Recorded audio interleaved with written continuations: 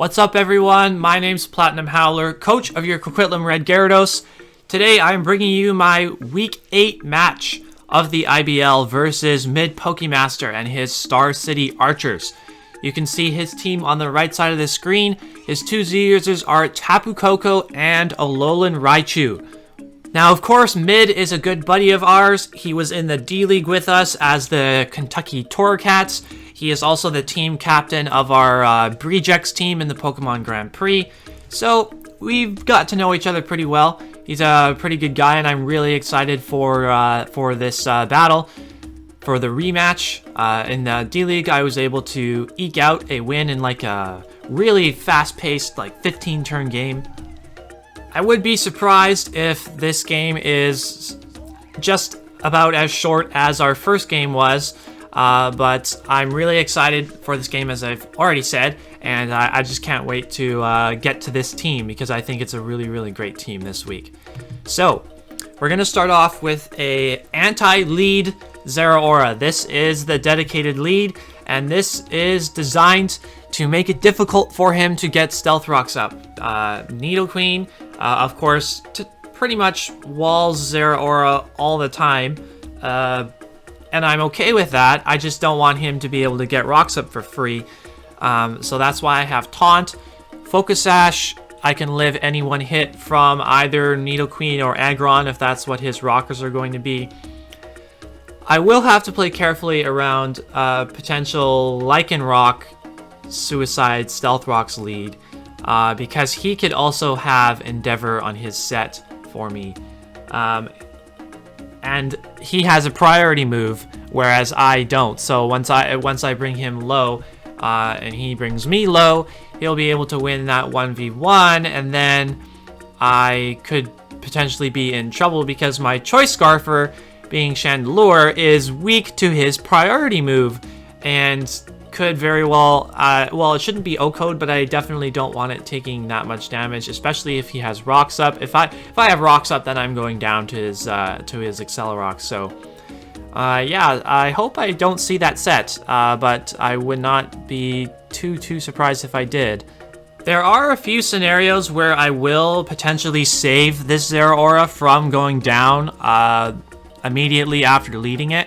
If he switches in Tangrowth to my Zeraora, then I will probably try to switch out and save the Zeraora for later. I don't have anything to touch him. Originally, I thought about going Hidden Power Ice over Hidden Power Ground, but I like going for Hidden Power Ground if he leads Koko and then switches into Nidoqueen to be immune to Electro-type moves. Then I can 2-hit KO the Koko and 3-hit KO the Nidoqueen. Of course, once the Nidoqueen switches in, I'm going to be clicking Taunt against it right away because I don't want rocks up. The reason why I don't want rocks up is because my Tentacruel does not have Rapid Spin this week. This Tentacruel is designed to pretty much be my way of wearing down his Umbreon, and I really think he has to bring Umbreon because Chandelure is such a huge threat to his team. It threatens his team so much. So Foul Play from Umbreon does not break Tentacruel's sub. I can get a Toxic on it. I can potentially get a Scald Burn on it so that Foul Play is doing even less damage. If I get a burn on the Umbreon, then I can set up in front of it with my Mega Gallade. I can't set up in front of an Umbreon that is not burned with Gallade because then Foul Play will OHKO me. Liquid Ooze, in case he is a Leech Seeding Tangrowth. We will have to be careful about switching into Earthquakes because I mentioned I might save Zeraora and try switching this in, but he could very well go for an Earthquake against Zeraora, so I probably would want to pivot into my Celesteela first just to scout out what it's trying to do. But then if I get this in, I can get a substitute up. I can Acid Spray him. Acid Spray should be doing quite a bit of damage to him unless he's like Super Spadef Assault Vest, but I don't anticipate that to be his set. Scald wears down the Aggron. The defense allows me to guarantee take one Earthquake from Mega Aggron, so that in case he's like adamant max attack. Now, in the event that he is adamant max attack, I will be doing a much bigger chunk of damage to him with the Scald. If I get a burn on him, that's great. Then the Aggron could potentially be setup fodder for my Mega Gallade. Also, the speed on Tentacruel allows me to guarantee outspeed Nidoqueen, even if he's timid max speed for some reason. Because, as I said, don't want to make life easy for Nidoqueen to get up Stealth Rocks. So next we have Choice Scarf Chandelure, Modest.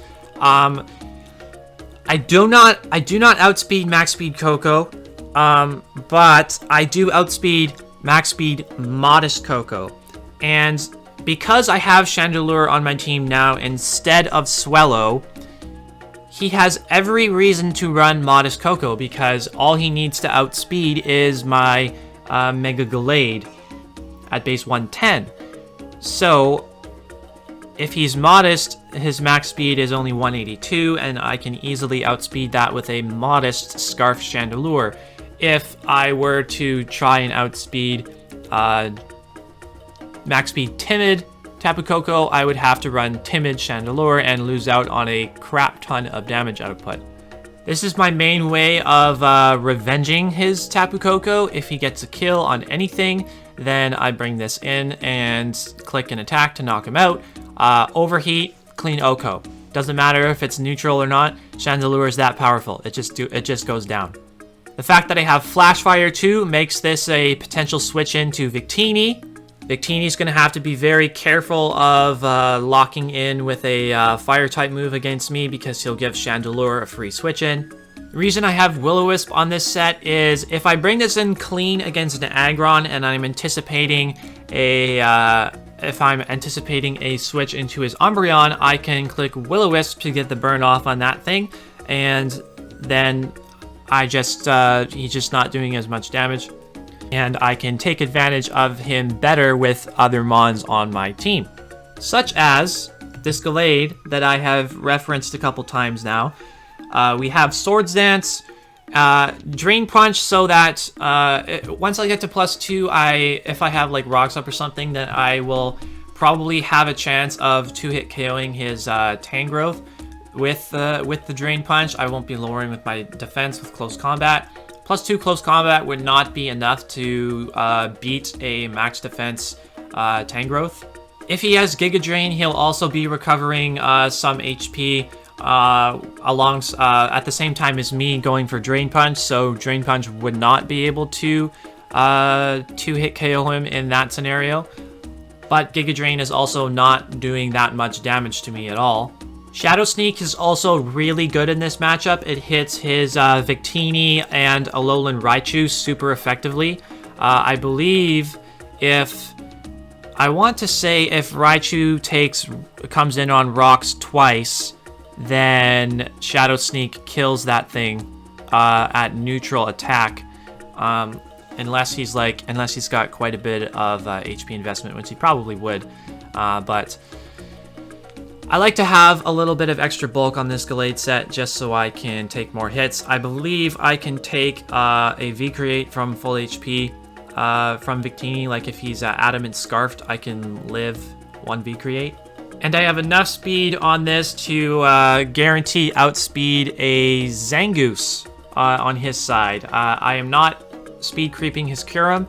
That could be a mistake, because if he brings Kyurem, I feel like he could be a physical set with Shadow Claw, because I have a Bronzong that would probably be my best switch into to any special variant of Kyurem. So he may try to like Hone Claw, Shadow Claw me, and if he is running that much speed to outspeed me, then I would be surprised, honestly. But it's definitely a thing that he could do, and if he does that, then I'll have to scout out that set, obviously, and probably try to check it with Celesteela, but we'll get to that in a sec. First, we have our Hippowdon, Max Spadef. This is the Coco switch-in. Rindoberry to absorb a Grass Knot if he tries to go for that. I believe I should be able to eat a Modest Twinkle Tackle into Grass Knot. Oh yeah, absolutely. Yeah, I definitely live those 2 hits combined. Stealth Rocks to whittle down his team. He does not have great removal outside of Blastoise. I really am not scared of Blastoise because that brings in my Tentacruel for free. I can get up a substitute, a Toxic, an Acid Spray on something. The last move, I decided to go with Superpower. That can hit a Kyurem super effectively if I don't have a switch into Kyurem anymore, and I leave Hippowdon in just to deal the final blow against something. I can hit Kyurem for a lot of damage. I also OHKO his Zangoose with Superpower. If he brings in the Zangoose early to before he gets his Toxic Orb activated or something, and he tries to set a Swords Dance up in front of me, and then I reveal Superpower and get rid of the Zangoose right away. Last but not least, we have our Assault Vest Celesteela. Not that powerful in terms of attack investments, but we do have quite a bit of speed. But basically, this is just leftover EVs thrown into speed to try and outspeed his Nidoqueen. This is the switch into Kyurem. This is the switch into Nidoqueen if I ever need a switch into either one. And I just have Assault Vest to live as many hits as possible while be able to damage the entirety of his team. Flamethrower to max Spadef Aggron is a chance to 4-hit KO. That's kind of pathetic, but it wasn't worth the investment to try and get it to be a 3-hit KO. So we just have Flamethrower to be able to whittle it down. Now, if he doesn't have Thunder Punch on his Aggron, then he's not going to be doing anything to my Celesteela as it is. I know that this Celesteela can also take Modest Twinkle Tackle into Electric Terrain boosted Thunderbolt, and Earthquake doesn't kill the Tapu Koko, but it if I actually get a kill with my Celesteela, I will get a Beast Boost in attack, and then if he brings in Koko after that, I will live a Thunderbolt, and the +1 in attack will be enough to OHKO his Tapu Koko. So that's going to be the game plan here. Try to keep rocks off the field early, or at least make it difficult for him to get rocks up with this Zeraora, because I want to be able to bring Chandelure in multiple times without it taking any rocks chip. And then Chandelure is just a huge threat to his team. So is Gallade if I can get proper things weakened and set up with the Swords Dance. And yeah, I think this is a really, really strong team this week. I'm excited to play this game, and we'll see you right back with the battle. Here we are back with the battle, and looking at Mid's team, it's pretty much exactly what I expected to come. The Nidoqueen is here as his only hazard setter. There is no Mega Aggron, which was perhaps maybe the only other Mon that I thought would be likely to come on his side, but instead he's got the Blastoise in that slot, I guess. So it's going to be crucial that we do not make it easy for Nidoqueen to get Stealth Rocks up, because we want to be able to switch in our Chandelure a number of times without it getting worn down by Stealth Rocks. Swords Dance Mega Gallade also looking pretty good here as well. We will have to be careful about that Umbreon. We'll have to scout out its set to see if it has the Foul Play, or if it's a different kind of Umbreon set that I know that Mid likes to bring quite a bit. But either way, we are going to go ahead and lead with our Zeraora, our dedicated Focus Sash lead, with Taunt to prevent rocks from going up from his Nidoqueen. And he is going to decide to lead with his Victini. I know I can live any one hit from this if this is Scarfed and wants to go for a V-Create. And right here, I decided to click Hidden Power Ground, which would be super effective on the Victini.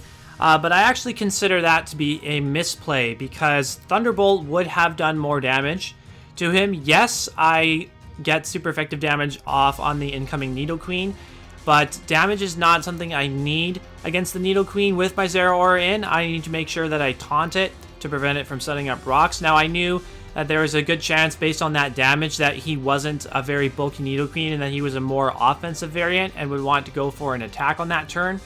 But I taunted him anyway, and I also knew that Hidden Power Ground would bring him down lower than that Endeavor did, but I made that play just in case he wanted to go into the Umbreon, so I could get an Endeavor plus a Taunt off against him before he could knock me out with a possible foul play. So Zeraora goes down as was planned, and I just bring in my Gallade to get rid of the Nidoqueen immediately, and that means that there is no possibility of him setting up hazards on my side of the field for the rest of the game. So Tapu Koko is going to be his answer to revenge kill my Mega Gallade, and I'm going to go into my Celesteela anticipating a Dazzling Gleam, and I'm going to leave it in on the next turn to take an Electric Terrain boosted Thunderbolt. I'm thinking that I'm going to take this pretty easily with my Assault Vest, but it does so much. With that HP bar going down as fast as it did, I thought it was actually going to be able to knock me out, and I was like, holy cow, how did that do so much damage? Turns out he's not even a Z-move variant of Koko, he's actually Expert Belt, and that's why that did so much to me. So regardless, I was EV to be able to survive the combination of those two hits, and I'm going to be able to get a big chunk of damage off on his Tapu Koko with the Earthquake, and that's going to put him in range for a number of things. It's going to put him in range to die from my Scarf Chandelure's Shadow Ball. So that's what I bring in to threaten out the Koko on that turn. I know he still wants to save it to be faster than my Mega Gallade. And I'm going to pull a double switch into my Hippowdon as he brings in his Umbreon, which is obviously his dedicated response to my Chandelure.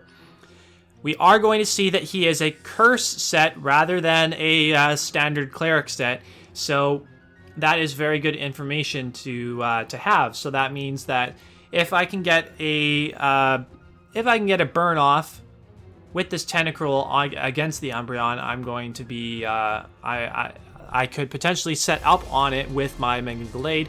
I mean, I'd be able to set up on a burned Umbreon no matter what, even if he was a foul play, but still.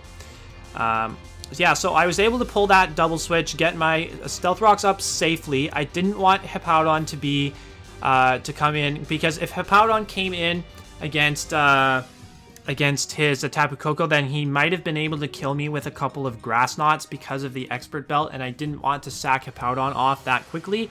I thought it was safer to threaten him out into the Umbreon, pull the double switch to set rocks against his Umbreon, and then I can bring in my Tentacruel, which I know is designed to 1v1 this Umbreon no matter what kind of set it is. So Tentacruel comes in, and I by setting up the Stealth Rocks against the Umbreon, I gave him 2 free Curse boosts essentially, but I am still able to bring in my Tentacruel to get the Toxic off as he goes to +3 with the Curse boosts.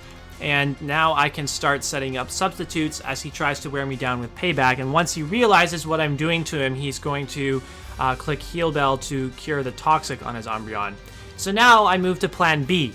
I'm going to be clicking Acid Spray to making sure that I keep this thing down really low, because the Subtoxic strategy is not going to be working against this thing, because he just cures the Toxic every single time. And if I can wear this thing down, get a burn against it, I should still be able to take a hit with my Gallade and get a Swords Dance up. And on the very first Scald that I go for, I get a huge burn. This is so clutch. Tentacruel, I swear, has been the MVP of my Pokemon career. Just coming in so clutch whenever I need it. It never fails to let me down. So this burn is, as you will see, is going to be really important.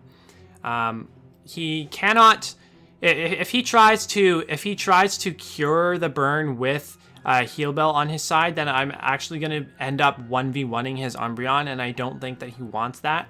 So right here, I go for another Acid Spray to bring his special defense down to -4.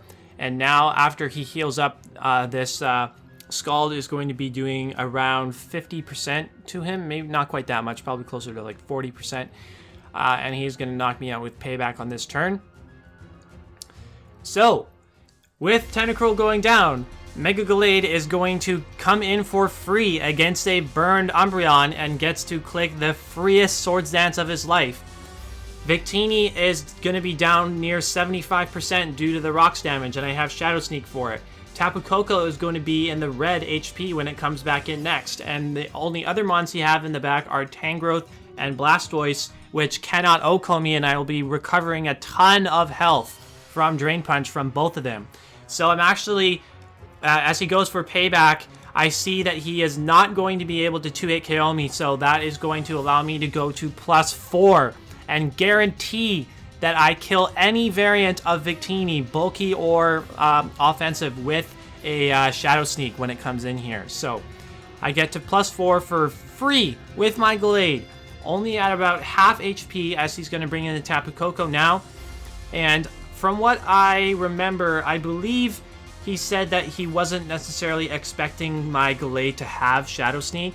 So if he had known that I was going to have Shadow Sneak, then Koko definitely was not the play on his part right here, because he sets the electric terrain, which means that he cannot use Sleep Powder that he does actually have on his set with Tangrowth. And that would have been the only thing that he could have done to me to KO me, because as you can see, +4 Drain Punch is going to bring me basically all the way back up to full HP. As he goes for Power Whip and misses, that did not matter. Gallade was going to win this game no matter what at this point. There's no way that he could knock me out with Power Whip, and I'd just be able to KO him with a Drain Punch on the next turn. I have +4 Shadow Sneak for the Victini that's going to come in next, and then the Blastoise is not going to be able to beat me. Even if he gets a burn on me with the Scald, my first attack is going to bring him down so low to the point where I would knock him out regardless. Maybe he could have tried to go Blastoise, tried to live a hit, get a Scald burn on the very first turn, and that maybe that would have allowed his Victini to live a hit. But, I mean, Gallade just absolutely going in this week. Came in to revenge kill the Nidoqueen after Zeraora weakened it. So it got a kill there, and then it came in to set up the Swords Dance against his burned Umbreon, and proceeded to get 5 more kills. So Mega Gallade picking up all 6 kills in this game for your Red Gyarados, as we improve to 6-2 on the season. GG to MidPokemaster. His links will be in the description as always. Make sure you go check out his side of the battle. This is actually the second time that we've beaten him in the IBL, and we now have a combined 10 kills in 2 games with our fighting types against him. First time we were able to sweep him with a Nasty Plot and Fernape, get 4 kills with that thing, and now we have 6 kills with our Mega Gallade, so go figure. I can say with absolute certainty that this is the most confident that I have felt coming into a Draft League match in a very long time. Probably the most confident I've felt all year in me doing Draft League matches this entire calendar year of 2019. I just felt my prep was impeccable. Such a good game plan. Scarf Chandelure, Swords Dance Mega Gallade, the combination of those 2 mons, he just couldn't beat as long as I got the necessary chip, and if I got rocks up, like, I just felt it was a very foolproof plan, and I executed it exceptionally well. If there's one misplay that I made, I would say that it was on turn 1, going for HP ground against his Victini, because knowing Mid, he loves bringing weakness policy Victini. And if he had stayed in there, I would have activated his weakness policy, and as it turns out, he was a Flame Charge set, which was the one thing that would have beaten me there.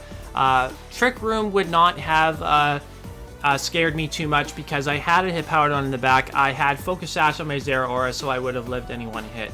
Flame Charge weakness policy was definitely something to be scared of.